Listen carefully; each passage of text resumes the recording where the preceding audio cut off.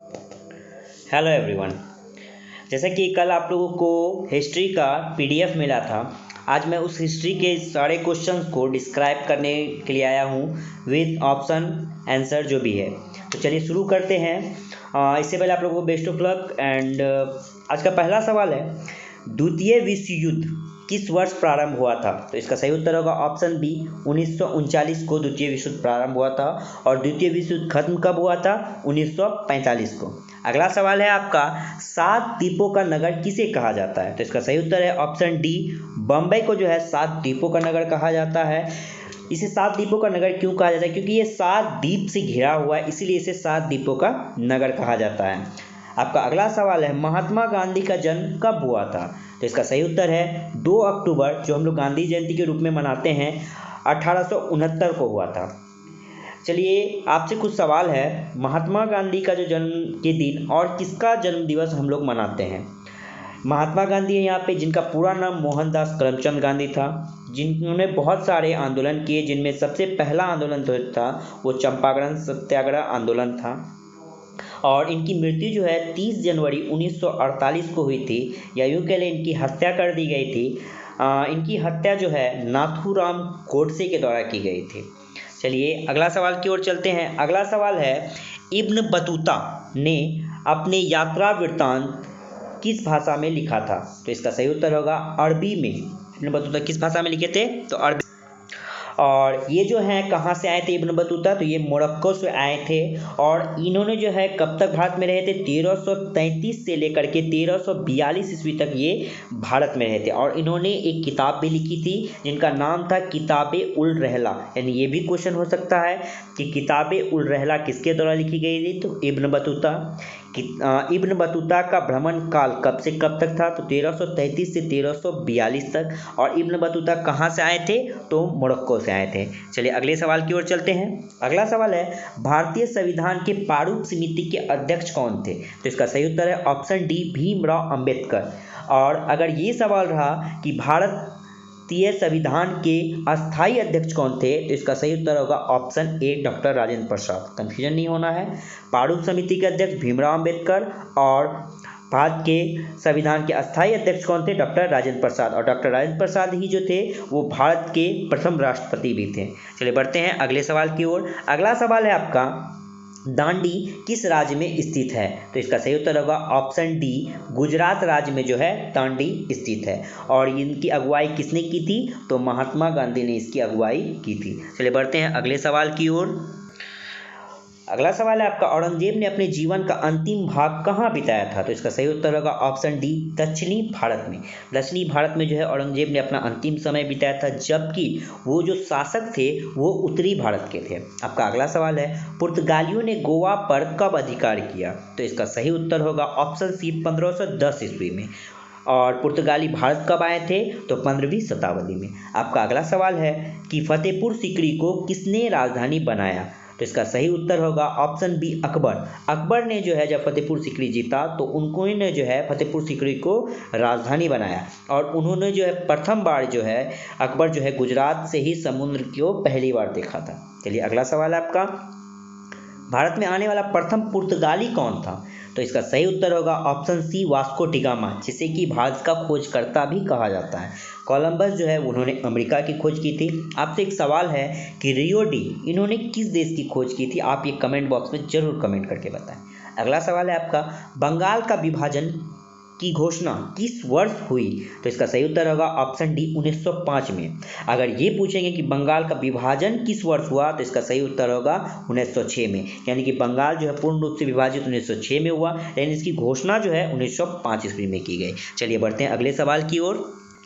अगला सवाल है, असहयोग आंदोलन किस वर्ष शुरू हुआ? तो इसका सही उत्तर होगा ऑप्शन डी, 1920 में जो है असहयोग आंदोलन शुरू हुआ था, जिसकी अगुवाई जो है महात्मा गांधी ने की थी। उनका कहना था कि हम बिना किसी के सहयोग, यानी अंग्रेज से हम लोग कोई सहयोग नहीं लेंगे, इसीलिए इस आंदोलन का नाम जो है असहयोग आंदोलन पड़ा। और 1922 में यह आंदोलन समाप्त तो नहीं कह सकते पूर्ण रूप से, लेकिन रुक गया था किसी कारणवश। अगला सवाल है आपका, पाकिस्तान का प्रथम प्रधानमंत्री कौन था? तो इसका सही उत्तर होगा लियाकत अली। यानी लियाकत अली को जो है पाकिस्तान के प्रथम प्रधानमंत्री कहते हैं, और कायदे-ए-आज़म यानी मोहम्मद अली जिन्ना को जो है कायदे-ए-आज़म कहा जाता है। जिस तरह हमारे देश में महात्मा गांधी को राष्ट्रपिता कहा जाता है, उसी तरह पाकिस्तान के एक तरह से कायदे-ए-आज़म यानी राष्ट्रपिता के रूप में मोहम्मद अली जिन्ना को जाना जाता है। चलिए बढ़ते हैं अगले सवाल की ओर। अगला सवाल है ख्वाजा मोइनुद्दीन चिश्ती की दरगाह कहाँ है? तो इसका सही उत्तर होगा अजमेर। और अजमेर कहाँ है? तो राजस्थान में। ख्वाजा मोइनुद्दीन जो है एक सूफी थे, इनके मजार यानी कि इनके जो कब्र को जो है एक दरगाह के रूप में बनाया गया है, इसीलिए इनका नाम ख्वाजा मोइनुद्दीन चिश्ती की दरगाह पड़ा है। चलिए बढ़ते हैं अगले सवाल की ओर। आपका अगला सवाल है श्वेतांबर एवं दिगंबर का संबंध किस धर्म से है? इसका सही उत्तर होगा ऑप्शन बी, जैन धर्म से। ये दोनों जैन धर्म से थे, लेकिन दोनों साइड में थे, यानी कि श्वेतांबर उत्तर भारत में था जबकि दिगंबर जो है वो दक्षिण भारत में था। श्वेतांबर जो थे वो श्वेत वस्त्र का धारण करते थे और दिगंबर जो थे वो क्या थे? पीला वस्त्र का धारण करते थे। चलिए बढ़ते हैं अगले सवाल की ओर। अगला सवाल है हड़प्पा सभ्यता में विशाल स्नानागार के अवशेष कहाँ प्राप्त हुए? इसका सही उत्तर होगा ऑप्शन बी यानी मोहनजोदड़ो। मोहनजोदड़ो में जो है विशाल स्नानागार मिले हैं।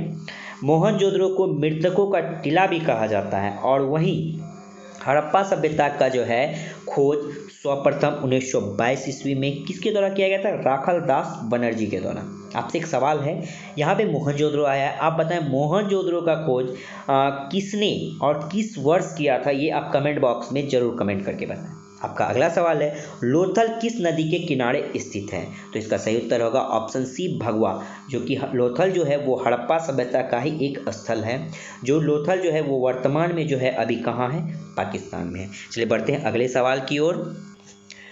आपका अगला सवाल है निजामुद्दीन औलिया किस सूफी सिलसिले से संबंधित हैं? तो इसका सही उत्तर होगा सुहरावर्दी। सुहरावर्दी से संबंधित कौन है? निजामुद्दीन औलिया।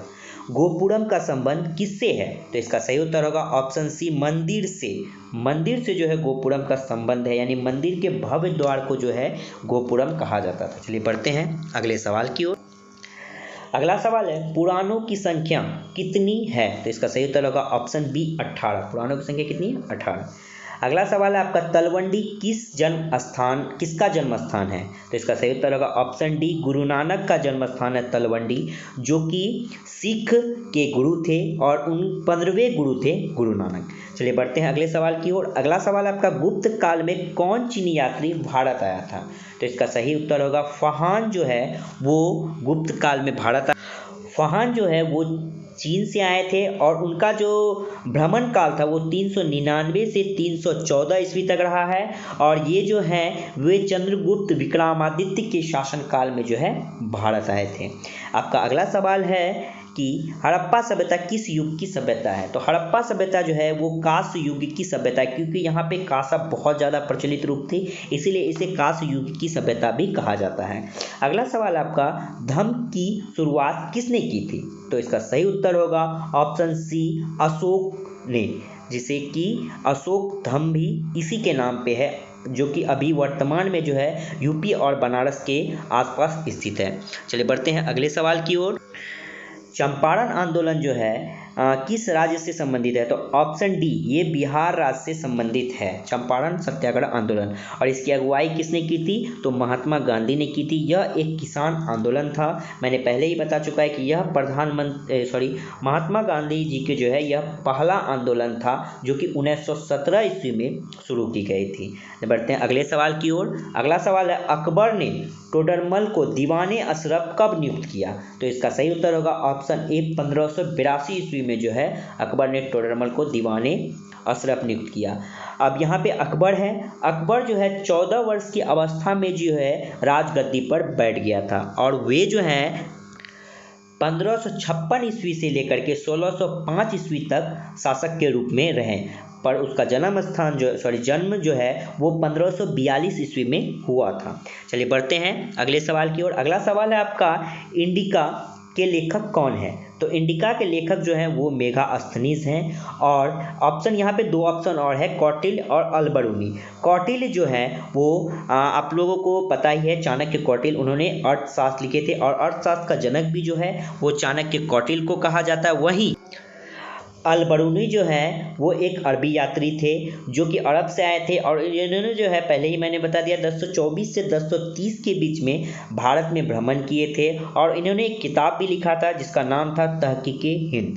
चलिए अगला सवाल है आपका, कॉर्नवालिस कोड कब बना? तो इसका आपको सही उत्तर है ऑप्शन बी, 1793 ईस्वी में जो है कॉर्नवालिस कोड बना। कॉर्नवालिस कोड क्या था? कॉर्नवालिस जो एक वायसराय थे उन्होंने अपने नाम पर एक पोस्टल कोड जारी किया, कब? 1793 में, इसलिए इसका नाम जो है कॉर्नवालिस कोड पड़ा। अगला सवाल है आपका, द ग्रेट रिवॉल्ट नामक पुस्तक के लेखक कौन है? तो इसका सही उत्तर होगा ऑप्शन बी, अशोक मेहता।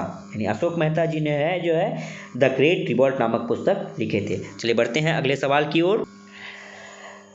मुस्लिम लीग की स्थापना किस वर्ष हुई? तो इसका सही उत्तर होगा ऑप्शन बी, 1906 ईस्वी में जो है मुस्लिम लीग की स्थापना हुई। किनके द्वारा हुई थी? मोहम्मद अली जिन्ना। मैंने पहले बताया है मोहम्मद अली जिन्ना को क्या कहा जाता है? कायदे आजम पाकिस्तान के। और ये सवाल आपसे कि पाकिस्तान के प्रथम प्रधानमंत्री कौन थे? मैंने पहले बताया, फिर भी आप लोग कमेंट बॉक्स में कमेंट करके जरूर बताएं कि इसके पहले प्रधानमंत्री कौन थे।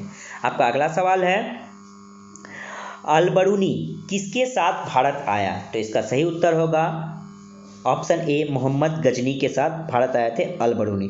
मैंने अल बरूनी के बारे में पहले बता दिया था। आप लोग अगर करना चाहते हैं तो एक बार वीडियो पॉज करके कमेंट बॉक्स में कमेंट कर सकते हैं कि मैंने आपको अल बरूनी के बारे में क्या क्या बताया, ताकि आपको फिर से एक बार रिवीजन हो जाए और अल बरूनी से जुड़ी हुई कोई भी क्वेश्चन आए तो आपका छूटे नहीं। चलिए बढ़ते हैं अगले सवाल की ओर। अगला सवाल है, आईने अकबरी के लेखक कौन है? तो इसका सही उत्तर है आपका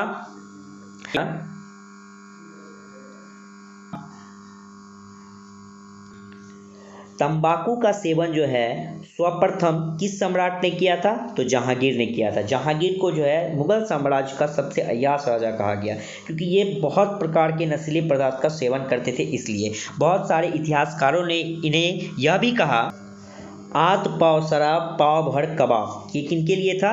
तो जहांगीर के लिए था। चलिए बढ़ते हैं अगले सवाल की ओर।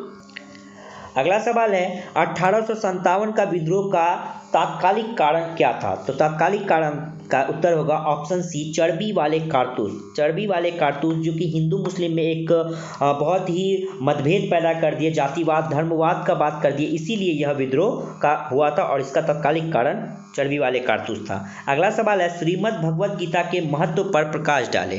तो इनका जो है विचार जो है महत्व पर किसने विचार प्रकट किया था? तो महात्मा गांधी, विवेकानंद, बाल गंगाधर तिलक, इन सभी ने जो है श्रीमद् भगवद गीता पर अपना विचार व्यक्त किया था। अगला सवाल है, अकबरे दीन इलाही कब प्रारंभ हुआ? तो इसका सही उत्तर होगा ऑप्शन डी, 1581 ईस्वी में जो है अकबरे दीन इलाही प्रारंभ हुआ। दीन इलाही था क्या? अकबर को जो है वो एक ऐसे शासक थे जो सभी धर्म सभी जात को एक साथ लेकर चलते थे। वो हिंदू मुस्लिम में किसी भी प्रकार का मतभेद नहीं करते थे, इसलिए उन्हें सबसे अच्छा राजा माना जाता था। जो दीन इलाही जो था ये एक ऐसा धर्म बनाया गया जिसमें हिंदू मुस्लिम दोनों को मिला करके एक धर्म बनाया गया, जिसे दीन ए इलाही नाम दिया गया। जिसका कब बनाया गया, इसका शुरुआत कब हुआ? 1581 ईस्वी में। अगला सवाल है आपका, महलवारी बंदोबस्त किसके द्वारा लागू किया गया? तो इसका सही उत्तर होगा ऑप्शन ए, मार्टिन वर्ड के द्वारा जो है महलवारी बंदोबस्त लागू किया गया। अगला सवाल है आपका, रूस में भारत विद्या का जनक किसे कहा जाता है? तो इसका सही उत्तर होगा ऑप्शन बी, GS लिबी देव को जो है रूस में भारत का जनक, विद्या का जनक कहा जाता है। चलिए बढ़ते हैं अगले सवाल की ओर। अगला सवाल है आपका, पाकिस्तान शब्द किसने दिया? तो इसका सही उत्तर होगा ऑप्शन सी, चौधरी रहमत अली ने जो है पाकिस्तान शब्द दिया था। और चौधरी रहमत अली जी जो है ये पाकिस्तान के पहले राष्ट्रपति थे। ऑप्शन ए है आपका जिन्ना। मैंने पहले बता दिया है मोहम्मद अली जिन्ना को कायदे आजम कहा जाता है। क्यों? जिस तरह हमारे भारत में महात्मा गांधी को राष्ट्रपिता कहा जाता है, उसी प्रकार वहाँ पे कायदे आजम जो है मोहम्मद अली जिन्ना को कहा जाता है। ऑप्शन बी है आपका लियाकत अली, इन्हें पाकिस्तान का प्रथम प्रधानमंत्री कहा जाता है। ऑप्शन डी है आपका इकबाल, इन्होंने ही जो है सारे जहां से अच्छा हिंदुस्तान हमारा, इन्होंने ही गाया था। चलिए बढ़ते हैं अगले सवाल की ओर। अगला सवाल है आपका, पटना में 1857 के विद्रोह का नेतृत्व किसने किया? तो इसका सही उत्तर होगा ऑप्शन सी, कुंवर सिंह ने। अगला सवाल है आपका, महावीर ने पार्श्वनाथ के सिद्धांतों में नया सिद्धांत क्या जोड़ा? तो option B is right answer, ब्रह्मचर्य। ब्रह्मचर्य को जो है महावीर ने पार्श्वनाथ के सिद्धांत को जोड़ा। महावीर और पार्श्वनाथ ये दोनों जो है जैन धर्म के गुरु थे, और महावीर जो है वो 24वें गुरु थे और पार्श्वनाथ 23वें गुरु थे, और जैन धर्म के संस्थापक जो है वो महावीर को ही कहा जाता है। यहाँ पे आपका काफ़ी सारा सवाल बन गया कि महावीर और को कितनेवें गुरु हैं? तो 24वें, और पार्श्वनाथ 23वें, और जैन धर्म का संस्थापक किसे कहा जाता है? तो महावीर को कहा जाता है।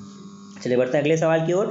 अगला सवाल है आपका 44 का, महाभारत की रचना किस भाषा में हुई? तो इसका सही उत्तर होगा ऑप्शन ए, संस्कृत भाषा में। और महाभारत किसने लिखा? तो इसका सही उत्तर होगा वेद व्यास ने।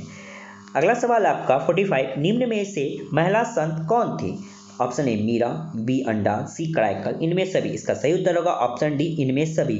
ये तीनों जो है एक महिला संत थी, और मीरा जो है वो क्या थी? कृष्ण की भक्त थी। अगला सवाल है आपका, फोर्ट विलियम किस शहर में स्थित है? तो इसका सही उत्तर होगा ऑप्शन डी, कोलकाता में जो है फोर्ट विलियम स्थित है। चलिए बढ़ते हैं अगले सवाल की ओर। आपका अगला सवाल है, हम्पी नगर किस साम्राज्य से संबंधित है? तो इसका सही उत्तर होगा ऑप्शन डी, विजयनगर साम्राज्य से संबंधित है। आपका अगला सवाल है, भारत का प्रथम मुगल शासक कौन था? तो इसका सही उत्तर होगा ऑप्शन ए, बाबर। बाबर को जो है भारत का प्रथम मुगल शासक कहा जाता है, जिनका शासनकाल जो है 1526 से लेकर के 1530 तक रहा। इन्होंने 4 युद्ध भी लड़ा था। आपका अगला सवाल है, दिल्ली चलो का नारा किसने दिया? तो इसका सही उत्तर होगा ऑप्शन डी, सुभाष चंद्र बोस ने, और इन्होंने ही जो है हिंद फौज सेना की भी गठन की थी। आपका आज का 50वां और आखिरी सवाल है, गेटवे ऑफ इंडिया किस शैली का उदाहरण है? तो इसका सही उत्तर होगा ऑप्शन सी, इंडो सारासोनिक शैली का उदाहरण कौन है? Gateway of India. Gateway of India कहाँ पे है? मुंबई में, और इसे मुंबई का मुख्य द्वार यानी कि कह सकते हैं आप एंट्रेंस या आगमन द्वार भी कहा जाता है। आज का ये आखिरी सवाल था। मैं आप लोगों का 50 का ऑब्जेक्टिव का डिस्क्रिप्शन भी बता दिया। आप लोगों को अगर कोई परेशानी या कोई तरह का सुझाव हो तो आप डिस्क्रिप्शन बॉक्स में कमेंट बॉक्स में कमेंट करके ज़रूर बताएं। इसके अलावा अगर आपके मन में कोई सवाल हो तो वो भी आप कमेंट बॉक्स में पूछ सकते हैं। कल फिर हम लोग ज्योग्राफी के ऑब्जेक्टिव के साथ मिलेंगे और उसको इसी तरह डिस्क्राइब करेंगे, और आई होप कि आप लोगों को अच्छा से समझ में आए, आप लोग का कोई सवाल एग्जाम में ना छूटे। ये एक सीरीज हम लोगों ने स्टार्ट किया।